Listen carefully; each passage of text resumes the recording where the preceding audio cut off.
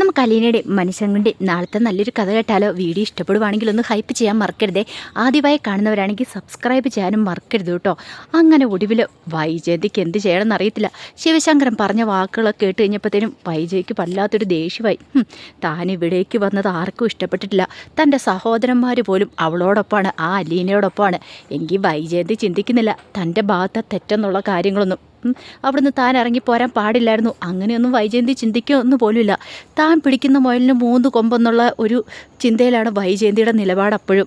പിന്നീട് വൈജയന്തി നേരെ സാവുദാമനി മുത്തശ്ശിയുടെ മുറിയിലേക്ക് ചെല്ലുവാണ്. വൈജയന്തിയെ കണ്ടു കഴിഞ്ഞപ്പോഴത്തേനും മുത്തശ്ശി പറഞ്ഞു, നീ വന്നോ? എത്ര നാളായി നിന്നെ ഇങ്ങോട്ടേക്കൊന്ന് കണ്ടിട്ട്.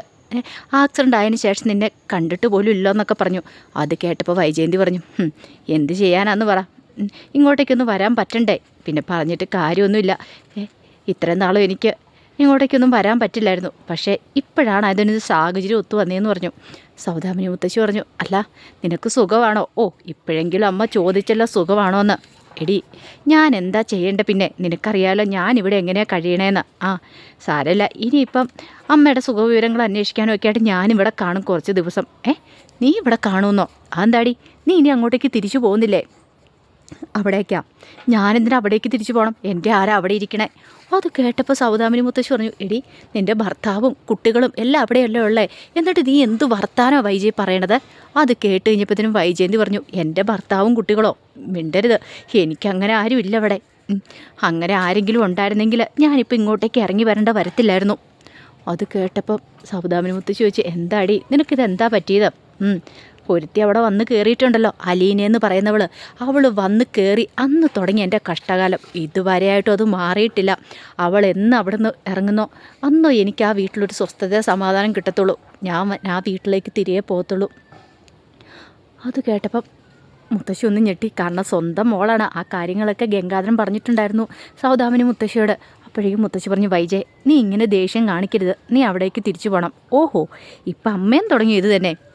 ഇത്രയും നാളും ഇങ്ങനെയൊന്നും ആയിരുന്നല്ലോ, പെട്ടെന്ന് എന്ത് പറ്റി അമ്മയ്ക്ക്?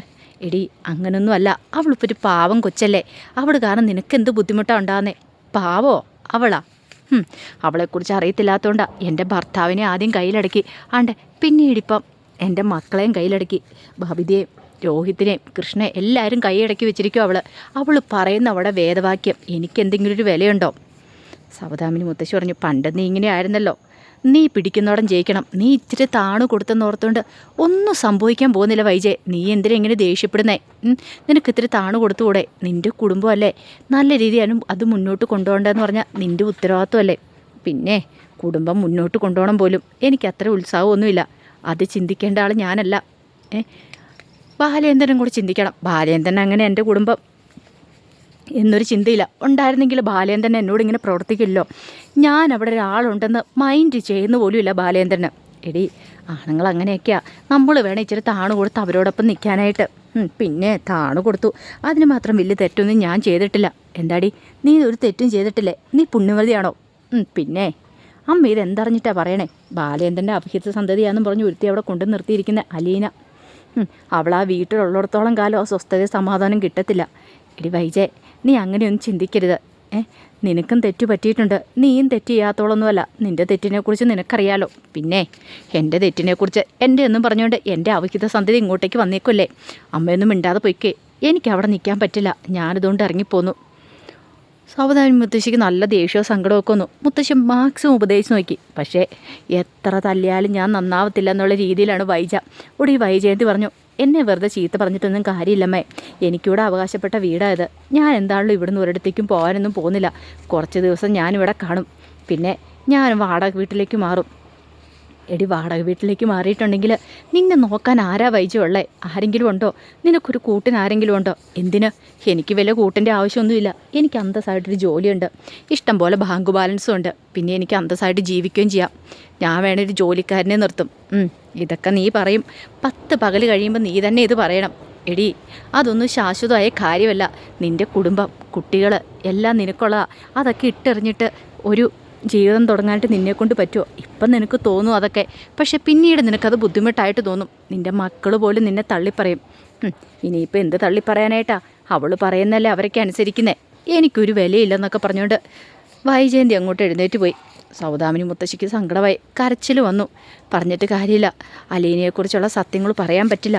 ഇവളുടെ സ്വന്തം മോളാണ്, അവൾ പ്രസവിച്ചതാ. എന്നിട്ട് പോലും അവളത് കാണുന്നില്ല. ശരിക്കും ബാലേന്ദ്രൻ സ്ഥാനത്ത് വേറെ ആണെങ്കിൽ വൈജയന്തി ഇന്ന് അവിടെ വീട്ടിൽ നിൽക്കില്ലായിരുന്നു. ബാലേന്ദ്രൻ ആയതുകൊണ്ട് ഇങ്ങനെ മുന്നോട്ട് പോകുന്നത് മുത്തശ്ശിക്ക് അത് ഓർക്കുമ്പോൾ ഭയങ്കര സങ്കടമായി. ആ സമയം അലീനെ രോഹിത്തൊന്നും ഇത് അറിഞ്ഞിട്ടുണ്ടായിരുന്നില്ല. അവർ കോളേജിൽ പോയിട്ട് വീട്ടിലേക്ക് വരുമ്പോഴത്തേനും ഭവിത ഇറങ്ങിച്ചെന്നു. അപ്പോഴേക്കും അലീന പറഞ്ഞു, അതെ ഞങ്ങൾ പോയ കാര്യം സാധിച്ചു കേട്ടോ. സസ്പെൻഷൻ്റെ കാര്യങ്ങളൊക്കെ ഒതുക്കി ഡിസ്മിസിൽ മാറ്റി കിട്ടിയെന്ന് പറഞ്ഞു. ഭവിതയുടെ മുഖം തെളിയാതെ കണ്ടപ്പോൾ രോഹിത് ചോദിച്ചു, എന്ത് പറ്റിയിടി? ഈ സന്തോഷ വാർത്ത കേട്ടിട്ട് നിനക്കൊരു സന്തോഷമില്ലാത്തതല്ലേ?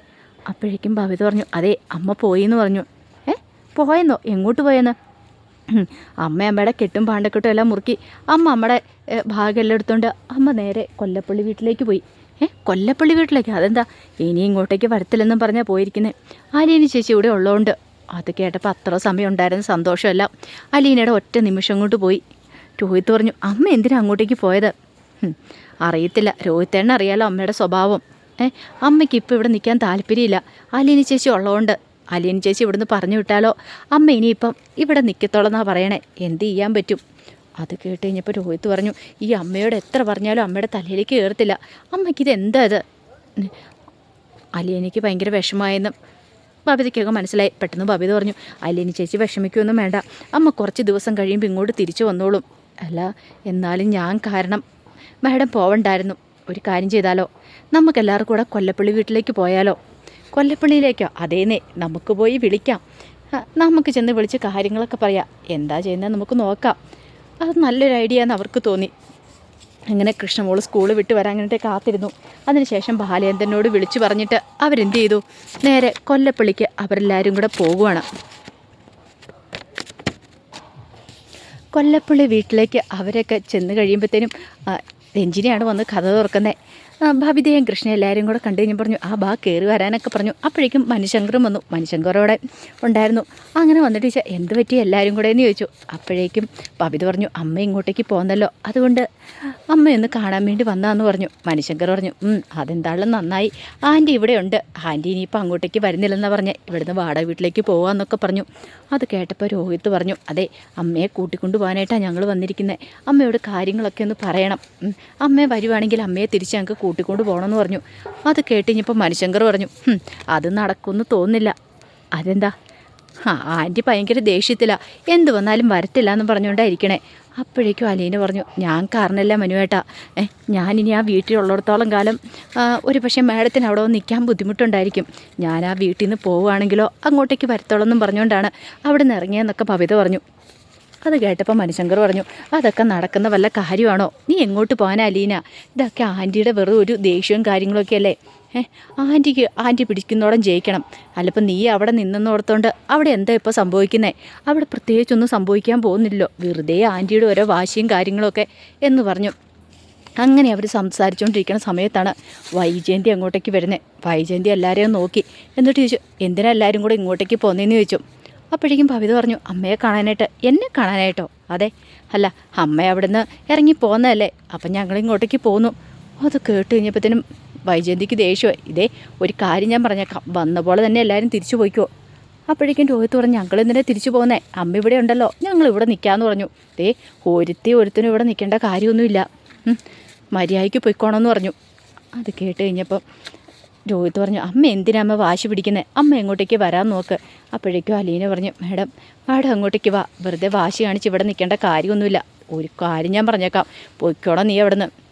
ഇനി ഞാൻ അങ്ങോട്ടേക്ക് വരണമെങ്കിലേ ബാലേന്ദ്രൻ എൻ്റെ കാല് പിടിക്കണം വന്ന് എന്നെ അങ്ങോട്ടേക്ക് കൂട്ടിക്കൊണ്ട് പോകണം. ബാലേന്ദ്രൻ പറയണം അലീന എന്ന് പറയുന്നവളെ ഞാൻ അവിടെ നിന്ന് പറഞ്ഞു വിട്ടെന്ന്, എങ്കിൽ മാത്രം ഞാൻ ആ വീട്ടിലേക്ക് വരത്തുള്ളൂ, അല്ലെങ്കിൽ ഒരു കാരണവശാലും വരത്തില്ല എന്ന് പറഞ്ഞു. അത് കേട്ട് കഴിഞ്ഞപ്പം മനുശങ്കർ പറഞ്ഞു, അതൊക്കെ വല്ലതും നടക്കുന്ന കാര്യമാണോ ആൻറ്റി? അതൊന്നും നടക്കുന്ന കാര്യമല്ല. ആൻറ്റി വെറുതെ വാശി പിടിക്കേണ്ട കാര്യമില്ല. എങ്കിൽ ഈ വൈജയന്തി പോവില്ലെന്ന് കാണാം. വൈജയന്തിക്ക് എന്തായാലും അങ്ങോട്ട് പോകേണ്ട കാര്യമൊന്നുമില്ല.